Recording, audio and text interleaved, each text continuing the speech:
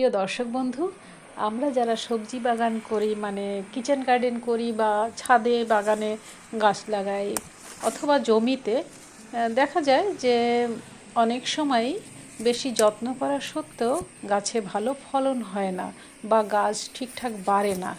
এর সবথেকে যেটা প্রধান কারণ সেটা হচ্ছে আমরা সঠিক সময় নির্বাচন করতে পারি না।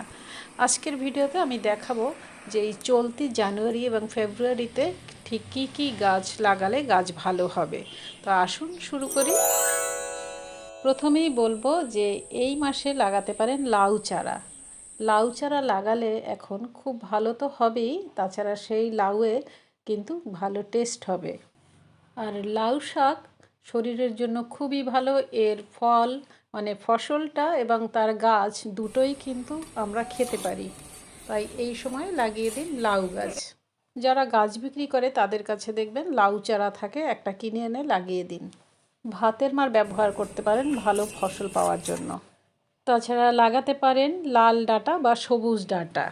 এখন ডাঁটা বীজ দিলে গাছ হলে পোকা ধরার আশঙ্কা কম থাকবে, আর ধরলেও তামাক পাতা ভেজানো জল ছিটিয়ে দেবেন, পোকা চলে যাবে। ভালো জাতের বীজ এনে লাগাতে পারেন করলা বা উচ্ছে গাছ।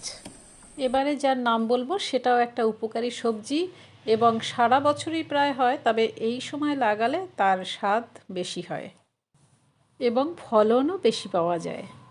আর এর সুবিধে হচ্ছে ফুল থেকে ডাঁটা সবই ভোজ্য।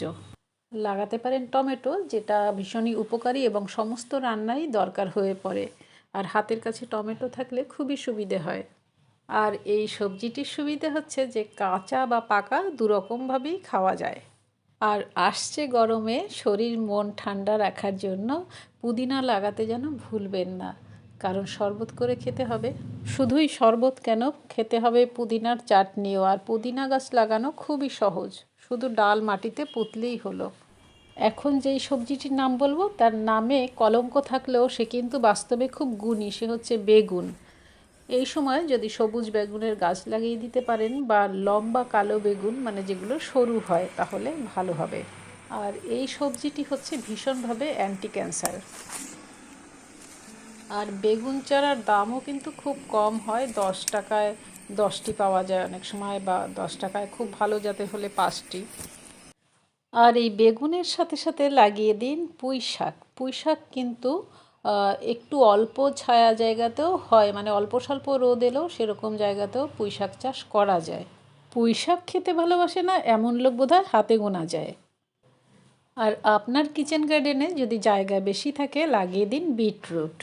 আর দেখুন যে বাজারে কেনা বিটরুট থেকে আপনার বাগানে ফলানো বিটরুট কতটা ভালো খেতে।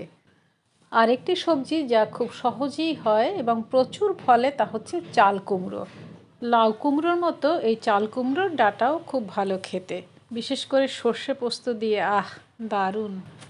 আর একটা সুস্বাদু ফল যা খেতে হয়, এটাকেও কাঁচা খাওয়া যায়, সেটা হচ্ছে তরমুজ মানে ওয়াটারমেলন।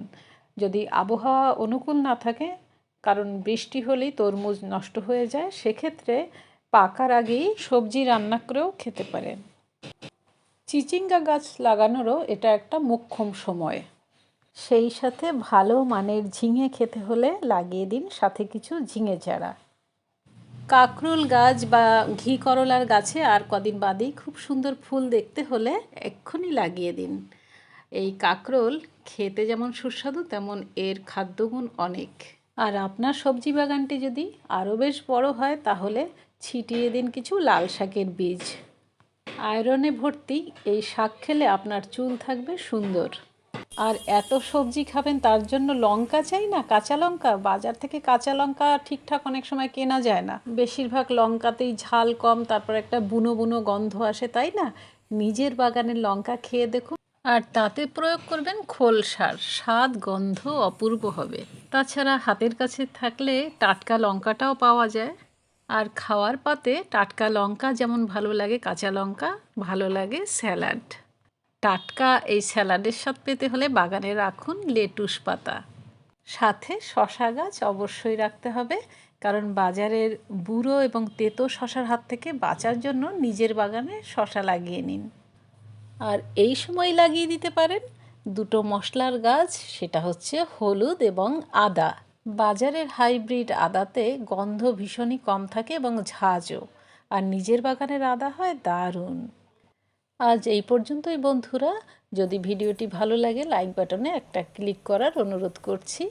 সবাই ভালো থাকুন, সবার জন্য রইল আমার অনেক অনেক ভালোবাসা। খোদা হাফেজ, নমস্কার।